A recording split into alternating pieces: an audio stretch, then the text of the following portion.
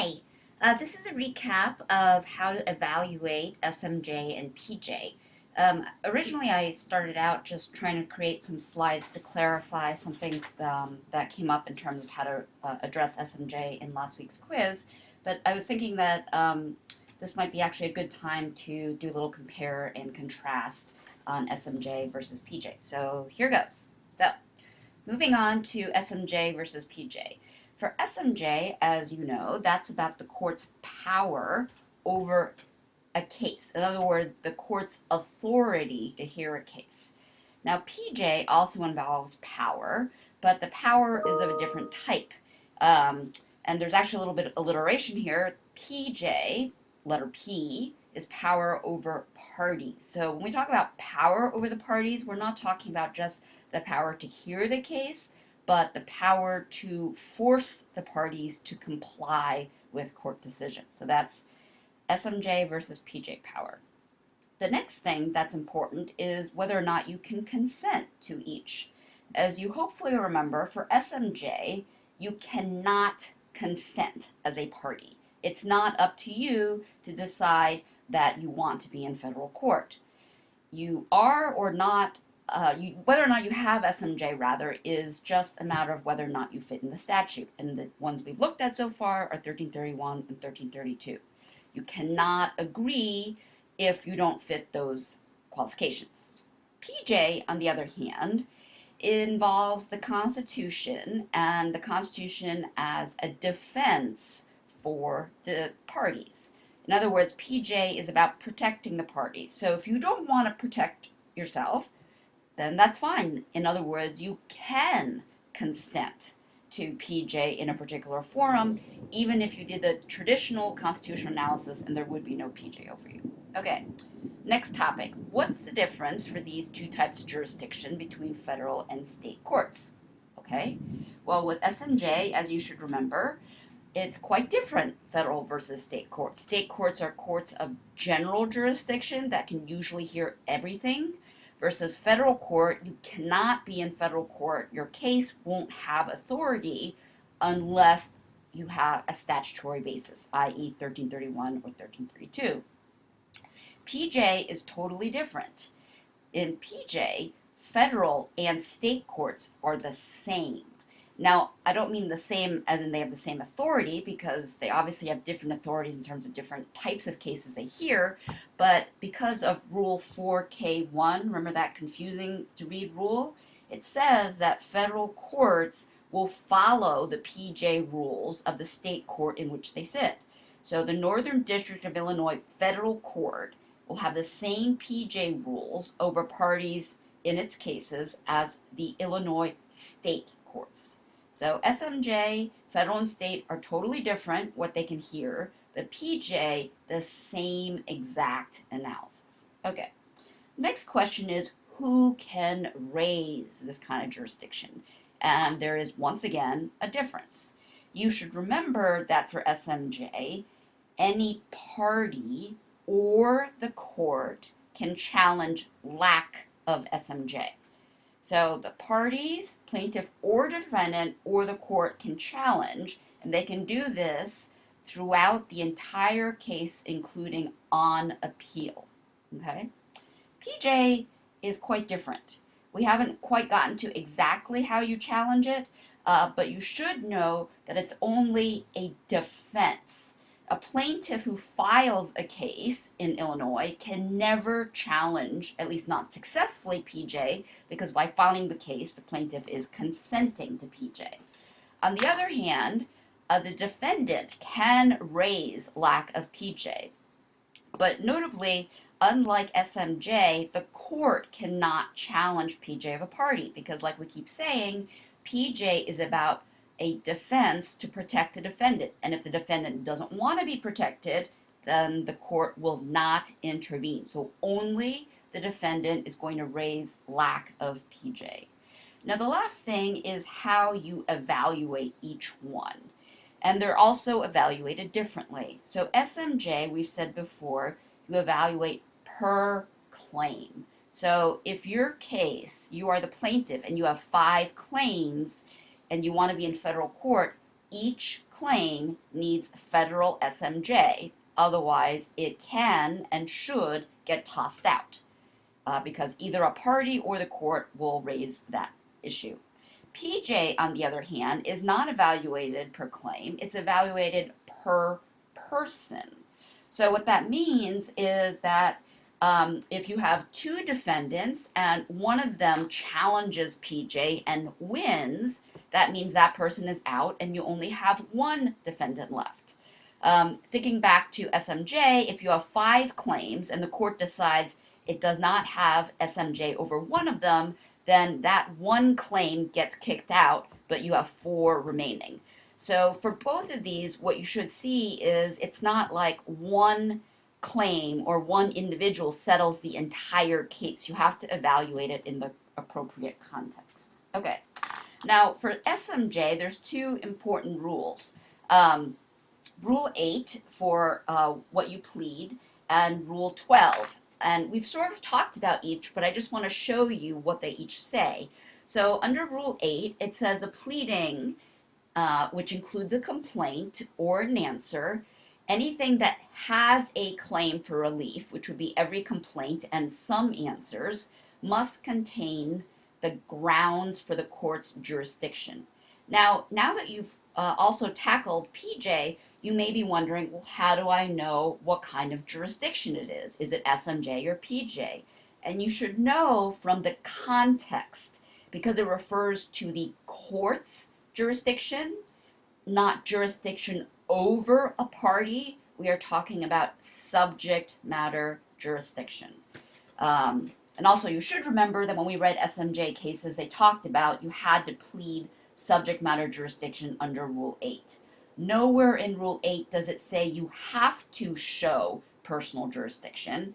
You might if you want to, but if you don't, then it's just up to the defendant to show and raise as a possible motion that there is no personal jurisdiction. Now on the right is a part of Rule 12, 12H3, which we've talked about a lot. Just a reminder that if the court at any time during the pendency of the active case decides there's no SMJ, it can dismiss the case. So this is just a reminder that SMJ is so important that the court on its own, even if none of the party raises it, can raise lack of SMJ. Okay, that's the big picture for SMJ. Now, I want to talk about one question in the week 3 quiz, actually question 3. One issue was, do claims in an answer need to establish federal SMJ? And the correct answer is, well, if there is a claim, it has to. And that's because Rule 8 talks about each pleading that states a claim has to have SMJ. So in other words, the pleading rules in Rule 8 talk about each separate pleading, complaint being different than an answer. It's not talking about pleading for an entire case. So yes, if there are claims in an answer, they do have to have SMJ stated.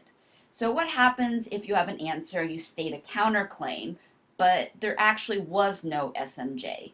What does the court have power to do? Well, as we just said, the court can dismiss that claim on its own. So everything else will stay, just that particular claim that lacks federal SMJ. So let's look at one more example. If there are 3 claims and one has federal 1331 SMJ, is there SMJ for the whole case? Well, you should remember from an earlier slide that we said we evaluate SMJ per claim, not per case. So in other words, for each arrow, we have to have federal SMJ, otherwise it should get tossed from the case. And here, you only have 1331 federal SMJ for the first one, a federal copyright claim. This contract claim does not work because although you have complete diversity, $1,000 does not meet the amount in controversy. So that should be dismissed. The defendant should make a motion or the court should just dismiss on its own. The third claim for alimony is also problematic. So here we meet the amount in controversy and there's complete diversity, but it's a common law exception to 1332 that bars certain types of subject matter. So in this situation, both the contract and the alimony claims should go away because they lack federal SMJ, but the federal copyright claim will remain. So what happens with the claims that get dismissed? They're dead, totally gone. But the plaintiff could refile them in a place with proper SMJ. In other words, the plaintiff could refile both of these claims in a state court.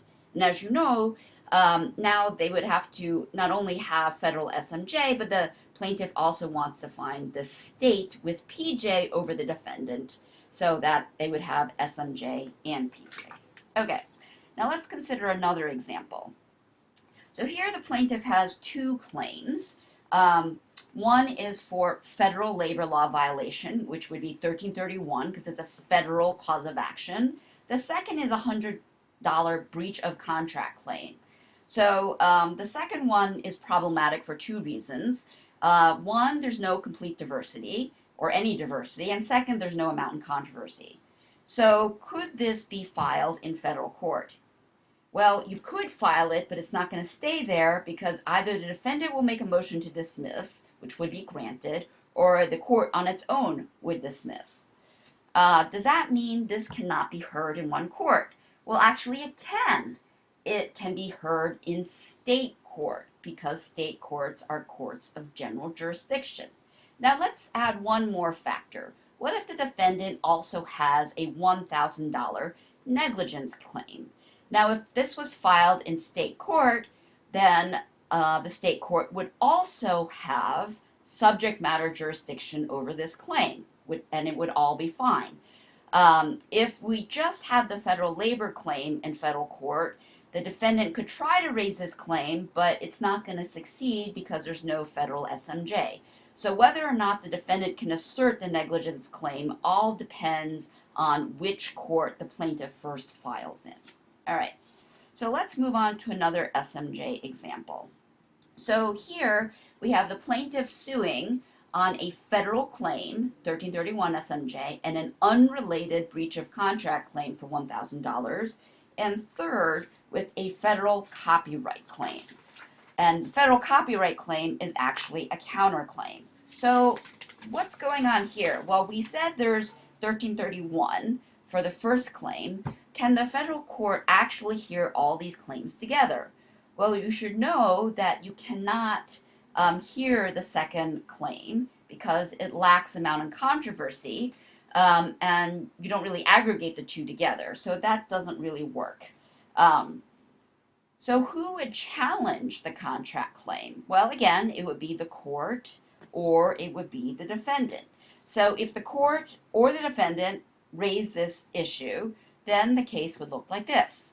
That contract claim that doesn't belong would go away entirely and everything else would stay. So as we said, SMJ evaluate per claim. The ones that don't work, you just kick them out. Now let's move to a PJ example. So here you have a California plaintiff suing Florida and North Dakota citizen in Florida for an accident that happened in Illinois. So the question is, what if C has never been to Florida and does not want to be in Florida? In other words, there is no general or specific PJ in Florida, and C does not want to consent to Florida. Well, this seems like a great situation for C to timely contest lack of PJ. So as long as C does that in a timely way, whether in state or federal court, C should be dismissed from the case, and it should look like this. So you should imagine that what's crossed out over C just completely disappears, and A can continue to sue B in the Florida court. Does that mean that A cannot sue C at all? No, it does not. It just means that A cannot continue to sue C in this Florida case. So A could sue C where there is personal jurisdiction, and it should be clear to you that there would definitely be personal jurisdiction in North Dakota because as a citizen of the state, there would be general PJ. So I hope that clarifies a little bit where we are with SMJ and PJ.